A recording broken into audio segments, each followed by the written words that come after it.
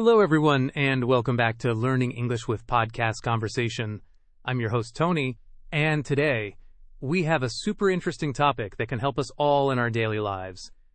It's about our brains, specifically how we can hack our brain's reward system to change our habits. And joining me today, as always, is the wonderful Jenny. Hi, Tony. Hi, everyone. Wow, hacking your brain sounds a bit like a science fiction movie, doesn't it?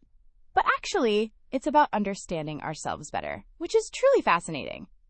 I'm really excited to talk about this because habits are such a big part of our lives, right? Absolutely, Jenny. They really are.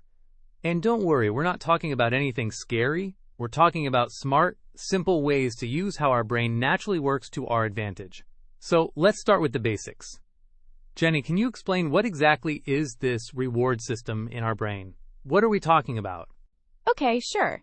In simple terms, our brain's reward system is like an internal motivation machine. It's a group of brain structures that makes us feel good when we do something important for our survival, like eating, drinking, or finding friends. When we do these things, our brain releases a chemical called dopamine. This dopamine makes us feel pleasure, and it tells our brain, hey, that was good, do it again. It's a very old system, from when we were, living in caves. Ah, dopamine, I've heard of that.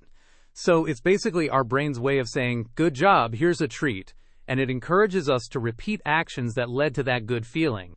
Is that right? Exactly. Think about a baby. When a baby cries, and then the parent gives them food, the baby stops crying and feels better. The brain connects crying with getting food and then feeling good. So the baby learns to cry when hungry. It's a very basic example, but it shows how we learn to connect actions with outcomes. That makes perfect sense. So how does this reward system connect to our habits? Both good ones and bad ones.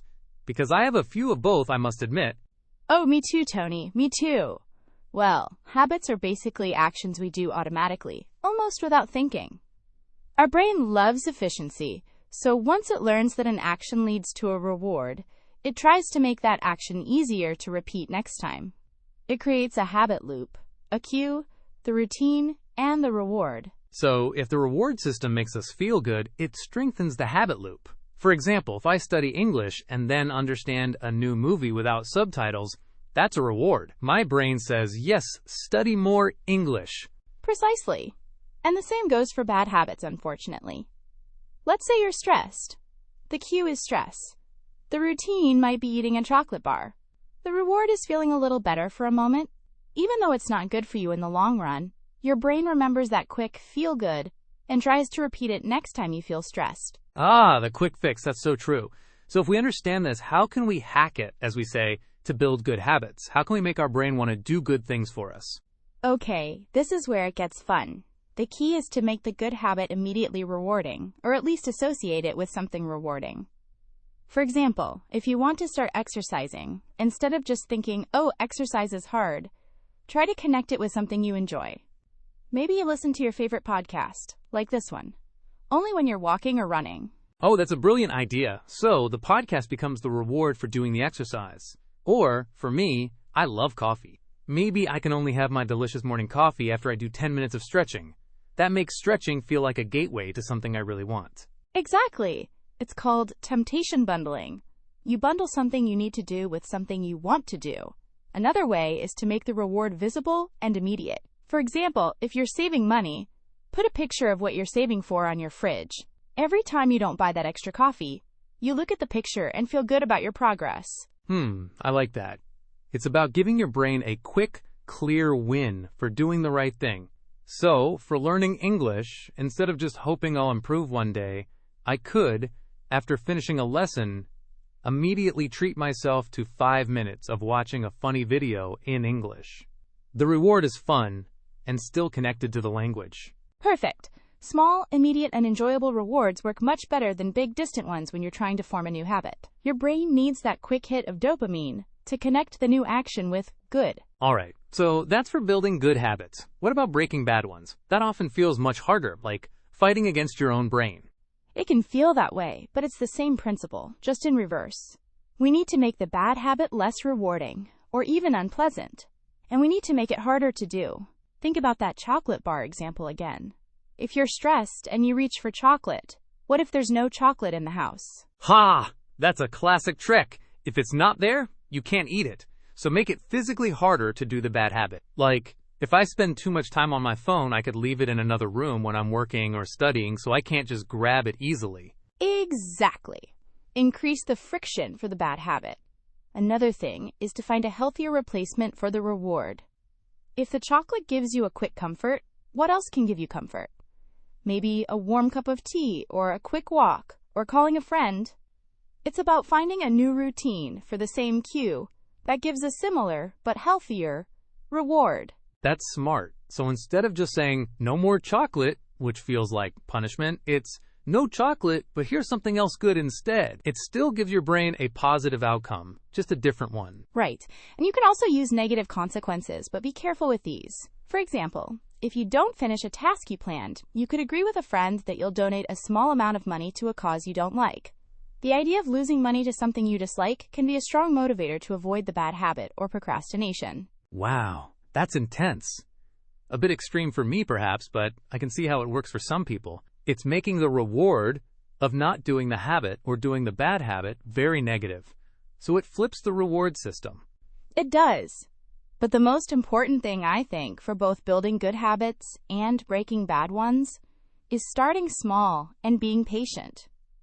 We often try to do too much too soon. Oh, tell me about it. My New Year's resolutions list is usually too long. I try to go to the gym every day, learn a new language, read 50 books, and then by February, I'm doing none of them. What's the secret to starting small? The secret is truly tiny steps. If you want to run, don't say, I'll run 5 kilometers every day. Say, I will put on my running shoes every morning. That's it. It's so easy, your brain doesn't see it as a big effort. The reward is that you did it, and it feels good to complete a task. And often, once your shoes are on, you might just take a short walk or run anyway. That's so true. It's like the initial resistance is the biggest hurdle. Once you're over that tiny first step, the rest feels easier.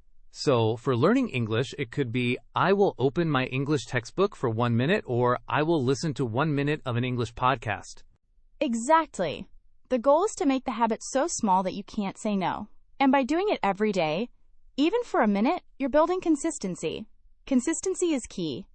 Your brain starts to create those strong neural pathways, linking the cue to the routine, which then leads to the reward. And patience, you said. We want instant results in this modern world, don't we? Yes, patience is crucial. It takes time for the brain to rewire itself. Think of it like building a road. The first time you walk through a forest, there's no path.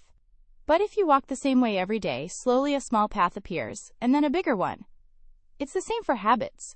Don't expect perfection immediately. Celebrate the small wins, even if it's just, I remembered to put on my running shoes today. That's very encouraging, Jenny. It makes it feel less like a huge mountain to climb, and more like a series of small, fun walks. So to summarize for our listeners, what are 3 key takeaways we want them to remember about hacking their brain's reward system? Okay, my first takeaway would be, make the reward clear and immediate. Don't wait for a big, distant reward. Find ways to give your brain a little treat or win right after you complete the desired action, even a very small one. Excellent.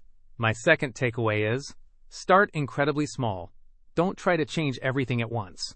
Choose one tiny habit and make it so easy you can't fail. Focus on consistency, not intensity, especially at the beginning. And my third takeaway would be patient and celebrate your progress. Building new habits and breaking old ones takes time. Don't get discouraged if you miss a day. Just restart tomorrow. And remember to acknowledge every small step you take. That positive feeling is the reward. Fantastic advice, Jenny. This has been a really insightful conversation. It truly shows that by understanding a little bit about how our amazing brains work, we can make powerful changes in our lives. So, dear listeners, why not pick one small habit you want to build or break this week? Try applying these tips and see how your brain's reward system can work for you. Yes, give it a try. You might be surprised at how effective these simple strategies are. Thank you for listening, everyone. It was great talking about this, Tony. Thanks, Jenny, for sharing your wisdom. And thank you all for tuning into Learning English with Podcast Conversation. If you enjoyed this episode, please like it, share it, and subscribe to our channel for more engaging conversations that help you improve your English and your life. See you next time.